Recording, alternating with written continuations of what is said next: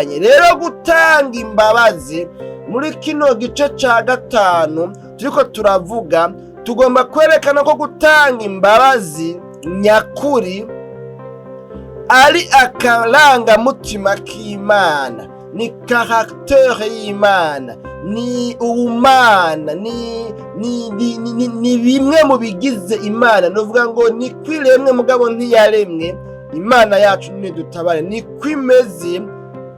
Imana yonyene niyitanga imbabazi nyakuri zitabika mu kabati vya bindi vyose umuntu yari yarakoze. Imana yacu nidutabare. Hanyuma ikindi uwundi muntu ashobora gutanga imbabazi havuye Imana ni umuhirwe mu bwami bwo mwijuru. Mumve neza, aha hantu harakomeye. Kiretse Imana yonyene, umuremyi w'ijuru n'isi, uwundi muntu ashobora gutanga imbabazi nyakuri zivuye mu mutima kandi zitazogaruka kuri vya bindi vyari vyararenganye, ni uyu muhirwe mu bwami bwo mwijuru amaze kugera kuri iyi ntambwe ya gatanu. Imana yacu nidutabare. Iyi ntambwe ya gatanu nayo ni intambwe umuntu aba atandukiriye kuronka, kubenefisya karaktere y'Imana, ukubaho kw'Imana, uko Imana imeze. Uyu muntu aba ahagaze igihe rero nature pesherese iba yamaze gutsindwa muri we, kameremere y'umubiri iba yamaze kuranduranwa n'imizi. Haba hageze igihe rero ubumana, uko Imana imeze biba bitanguye kuza muri we. Imana yacu nidutabare. Rero nk'uko yagiriwe imbabazi, Imana imushikana kuri runo rwego. Rero uko atera aja imbere, hagera igihe kwa gutanga imbabazi atarashoboye acambaye umubiri gusa.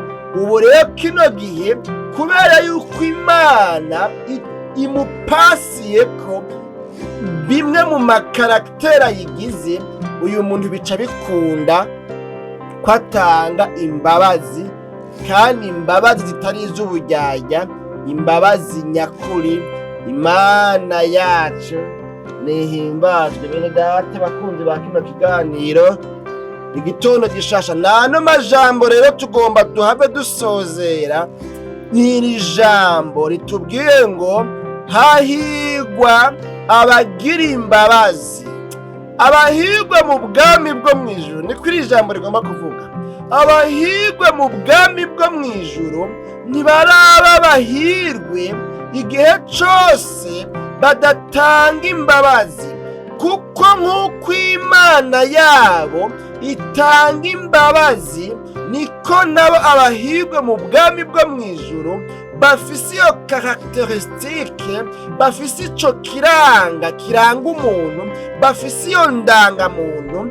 Niko n'abantu b'abahirwe mu bwami bwo mwijuru bafise iyo karaktere, bafise ako karangamutima, bafise ako karanga, bafise iyo nimatima yo gutanga imbabazi. Iyo nayo iva mu mutima w'Imana, kandi ntibikunda yuko iyi karaktere yo gutanga imbabazi nyakuri iza mu mutima w'umuntu atararengana za ntambwe zose twabonye mu biganiro vyarenganye. Muri kwa kwipfuza kwiwe afise inzara n'inyota byo kugororoka twabonye mu kiganiro c'ubuheruka, mu yandi majambo bigomba kuvuga ngo aba ariko arahamagara Imana, aba ariko arayisaba ngo imuhe ku butunzi bwayo.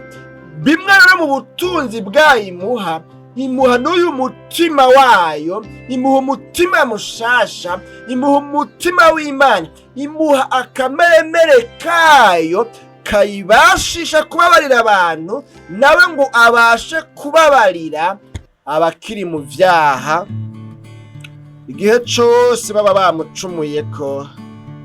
Imana yacu nidutabare. Bene data bakunzi ba kino kiganiro igitondo gishasha, n'ano majambo rero sinzi muri kino gihe ingene vyifashe mu buzima bwawe uko bimeze, mbega iyi etape, mbega iyi ngazi waramaze kwishikako, kuri umusenzi, kuri umuririmbyi, kuri umusiguzi, kuri bishop, kuri sinzi niyo titre wewe nawe ucushiraho, mbega vy'ukuri woba waramaze gushika kuri ino ntambwe yo kubabarira umuntu bigakunda, ukumva uramubabariye, ukamuhebera imyenda yiwe, ni ukuvuga amadeni yiwe yose, imyenda yiwe yose ukayimuhebera, amakosa n'amafuti yiwe yakoze ukayaheba, ukamurekurira bivuye mu mutima, ukamubwira ngo ahubwo n'ejo niwagira ikibazo ntuzoreke kunyitura, biriya vyaraheze, mbere akirana na gusororere, akirana na gucorere, vyarakunaniye kuriha ndakubabariye, warambabaje warancumuye ko, ariko ubu ndakubabariye. Imana yacu nidutabare. Ndakeka yuko muri kino gihe abakizwa bari mu rugendo ruja mw'ijuru, bari kuri runo rwego ari imparugwa, kuko uravye usanga abantu ba mbere bafise inzigo, bafise amatitire, abantu b'inkozi z'ikibi, ugasanga batamba igisirimba gusumba abandi, abantu badashoboka, abantu b'ibigonde, abantu inzigo yabo novuga ngo yogurura indege, ugasanga mugabo bafise ibikorwa bikomakomeye bitirirwa, ariko mugabo barabunzwe ku mutima. Imana yacu nidutabare. Urashaka kuba umuhirwe mu bwami bwo mw'ijuru? Mbega urashaka yuko nawe uharugwa mu bahirwe bo mu bwami bw'Imana?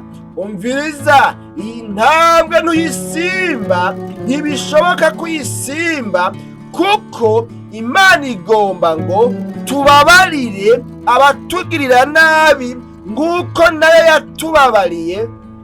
Imana yacu nidutabare.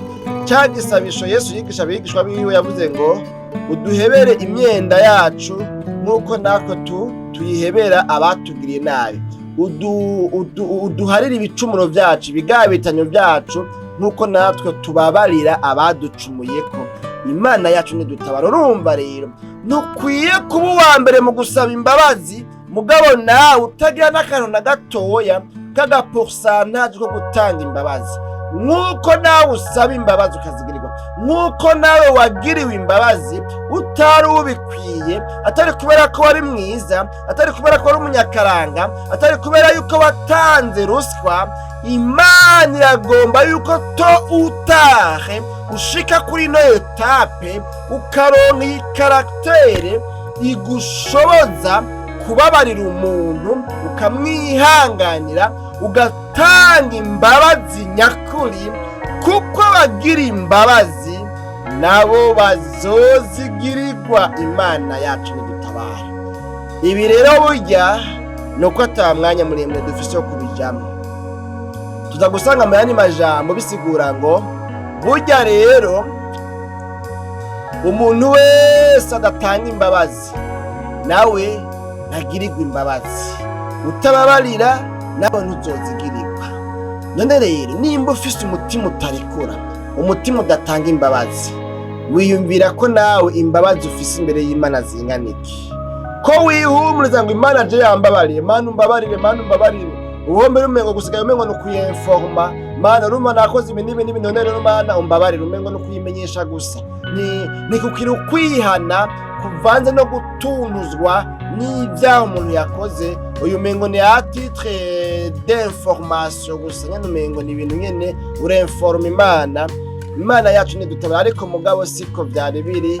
Imana ntibiforma, Imana barihana kavuga ati Mana mbabarira, Mana byarangoye, Mana. Rero nimba utababarira, ni nka Imana kubwira ati none wewe wiruhiriza iki usaba imbabazi ko nawe utababarira? Imana yacu nidutabare.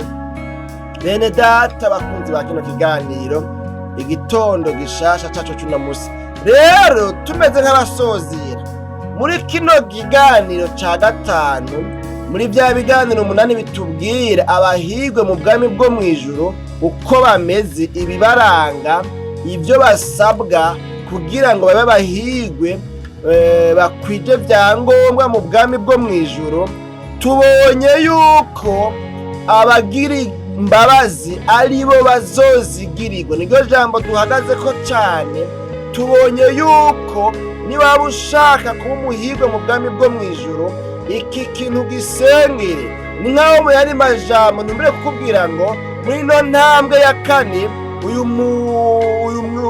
muntu w'umuhigwe, ni nkaho muri ino ntambwe ya kane aba ariko arasenga ngo Imana yemplante, Imana itere umutima wo gutanga imbabazi, wo kubabarira muri we, ikure y'umutima utababarira imugurize ishire y'umutima ubabarira. Imana yacu nidutabare. Mu yandi majambo, muri ya nzara n'inyota byo kugororoka uyu muntu, ni nkaho mu byo yasengeye yasabye ngo Imana imushira ku rundi rugezo, ku rundi rwego rutuma agororoka cyane.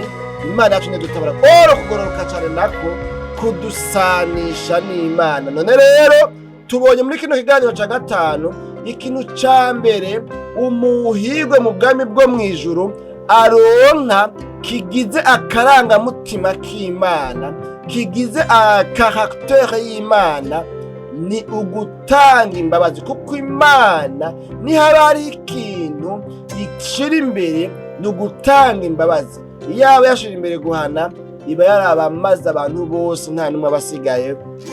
Imana yacu nidutabare. Rero niba ari ibintu Imana ishira imbere, ni imbabazi n'urukundo. Imana yacu nidutabare. Rero uyu muntu arose karaktere yo mu mutima w'Imana yo gutanga imbabazi.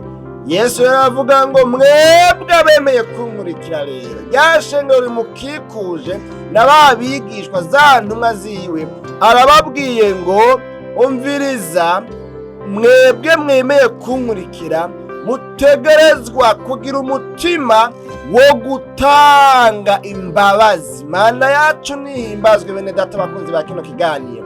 Iyaba abantu batanga imbabazi, iyaba abantu twababarirana, iyaba umuntu agucumuye ko wamubabarira, iyaba nanjye nuzuye umutima w'imbabazi, ugutanga imbabazi, ukubabarirana kwotumye abantu babaho nk'ababaye muri paradizo.